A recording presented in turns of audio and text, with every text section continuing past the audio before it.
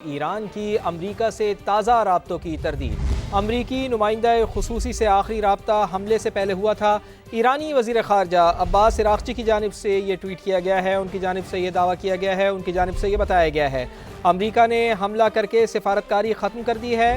عباس عراقچی کی جانب سے ایسا بتایا گیا ہے۔ رابطوں کے دعوے تیل مارکیٹ اور عوام کو گمراہ کرنے کے لیے ہے۔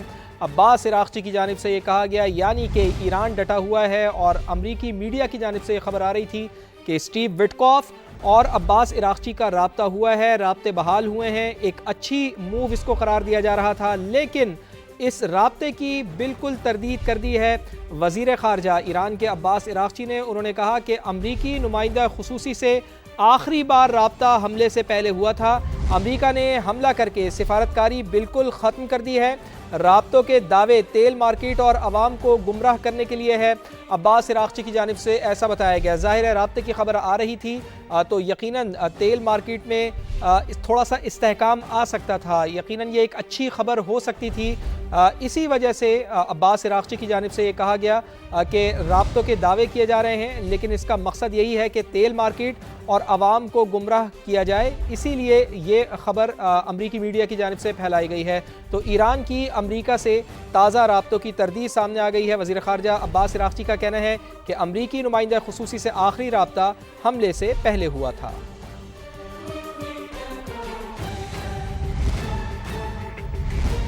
کبھی منت سماجت تو کبھی دھمکیاں، امریکی صدر آبنائے ہرمز کی بندش سے شدید پریشان ہیں۔ چین سمیت دیگر ممالک کو ایک بار پھر عالمی آبی گزرگاہ کھلوانے کے لیے مدد کی اپیل کر دی ہے۔ کہا آبنائے ہرمز سے امریکہ کا صرف 1% تیل جاتا ہے، جن ملکوں کا تیل جاتا ہے وہ آگے آئیں، آبی گزرگاہ کو محفوظ بنانے کے لیے بحری بیڑے بھیجیں۔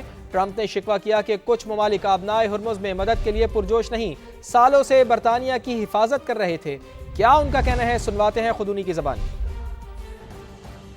We strongly encourage other nations whose economies depend on the Strait far more than ours. You know, we get less than 1% of our oil from the Strait, and some countries get much more. Japan gets 95%, China gets 90%, many of the Europeans get quite a bit. South Korea gets 35%. So we want them to come and help us. I was very surprised with the United Kingdom, because the United Kingdom, 2 weeks ago, I said, why don't you send some ships over? And he really didn't want to do it. I said, you don't want to do it. We've been with you. You're our oldest ally. And we spend a lot of money on, NATO and all of these things to protect you. Our powerful military campaign to end the threats posed by the Iranian regime. The Air Force is gone. The Navy is gone. Many ships have been sunk. Their radar is gone and their leaders are gone. Other than that, they're doing quite well. Since the beginning of the conflict, we've struck more than 7,000 targets across Iran. امریکی صدر Donald Trump کو بڑا جھٹکا، ایران سے جنگ میں برطانیہ سمیت اہم اتحادی ساتھ چھوڑ گئے ہیں۔ آبنائے ہرمز کھلوانے کے لیے ٹرمپ کی مدد کی اپیل کام نہ آئی۔ جاپان، جنوبی کوریا، فرانس، آسٹریلیا، جرمنی اور برطانیہ کا جنگ میں کودنے سے انکار۔ بحری بیڑے آبنائے ہرمز بھجوانے سے معذرت کر لی، موقف اپنایا کہ اس سے صورتحال مزید پیچیدہ ہوگی۔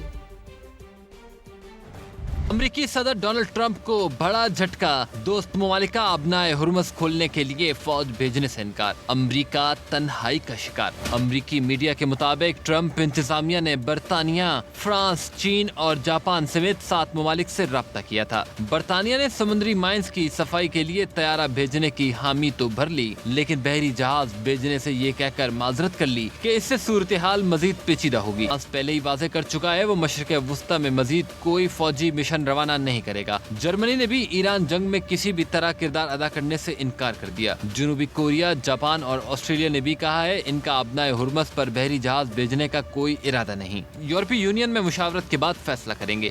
فرانسیسی صدر پر واضح کر دیا ہے کہ جنگ ایران نے شروع نہیں کی ہے، دھونس اور دباؤ کے سامنے سرنڈر نہیں کریں گے۔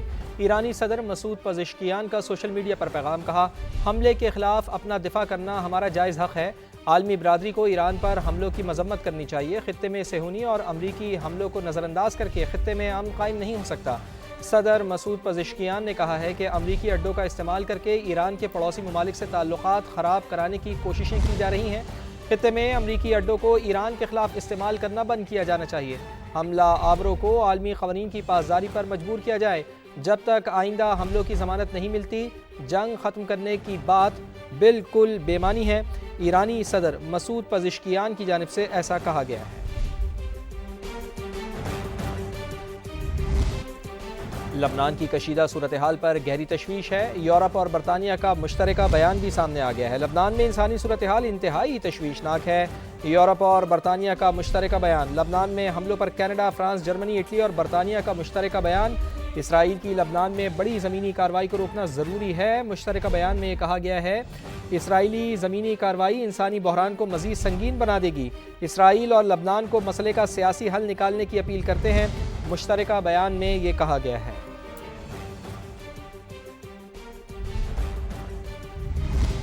برطانیہ ایران کے خلاف جنگ کا حصہ نہیں بنے گا۔ وزیر اعظم کیئر اسٹارمر نے صدر ڈونلڈ ٹرمپ کی اپیل کا جواب دے دیا ہے۔ پریس کانفرنس میں کہا ہے کہ برطانوی افواج کو جنگ پر بھیجنے کا قانونی جواز ہونا چاہیے۔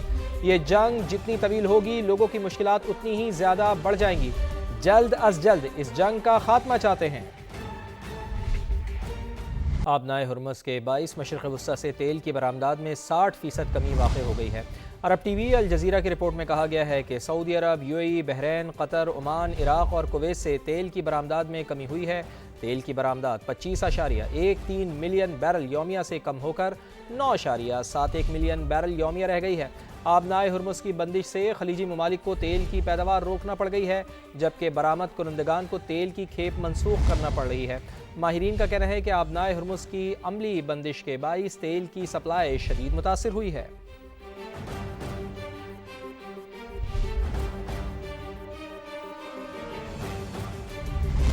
مسلم ممالک بتائیں کہ وہ کس طرف ہیں۔ ایران کے سیکیورٹی چیف علی لاریجانی کا سوال۔ کہا ایران امریکہ اور اسرائیل کے سامنے ڈٹ کر کھڑا ہے۔ جب ایران پر حملہ ہوا مسلم ممالک نے ساتھ نہیں دیا، جس پر افسوس ہے۔ بعض ملکوں نے ایران کو ہی دشمن قرار دیا۔ ایران سے یہ توقع نہیں کی جا سکتی ہے کہ وہ ہاتھ باندھے خاموشی سے کھڑا رہے۔ ایران خطے پر تسلط قائم کرنے کا خواہاں نہیں ہے۔ امت مسلمہ کو البتہ متحد دیکھنا چاہتے ہیں ہم۔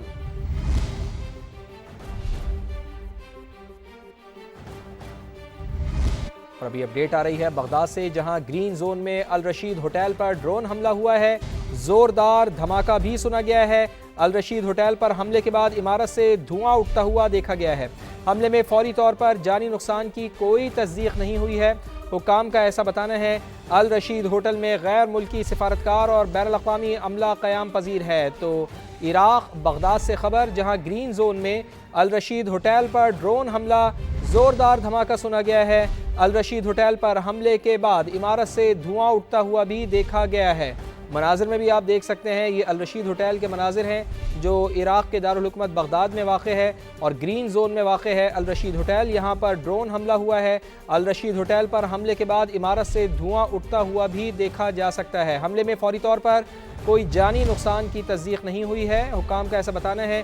آپ کو یہ بھی یاد دلا دیں کہ الرشید ہوٹل میں غیر ملکی سفارتکار اور بین الاقوامی عملہ قیام پذیر ہے۔ متحدہ عرب امارات کی وزیر ریمل ہاشمی کی خلیجی ممالک پر ایرانی حملوں کی شدید مذمت۔ کہا تہران مسلسل شہری آبادی کو نشانہ بنا رہا ہے۔ ہم پہلے ہی کہہ چکے ہیں کہ ہماری سرزمین ایران پر حملوں کے لیے استعمال نہیں ہوئی۔ پاکستان کی متوازن خارجہ پالیسی اور بہترین سفارتکاری۔ ایران کا پاکستانی حکومت اور عوام سے اردو میں اظہار تشکر۔ عباس عراقچی کا بھرپور ساتھ دینے پر خصوصی شکریہ۔ کہا امریکہ اور اسرائیل کی جارحیت کے خلاف پاکستان نے ایران کی بھرپور حمایت کی ہے۔ ایران جارحیت کے خلاف ثابت قدمی اور استقامت کے ساتھ کھڑا ہے۔ عالمی ماہرین کے مطابق پاکستان نے بہترین سفارتکاری کا عملی مظاہرہ کیا ہے۔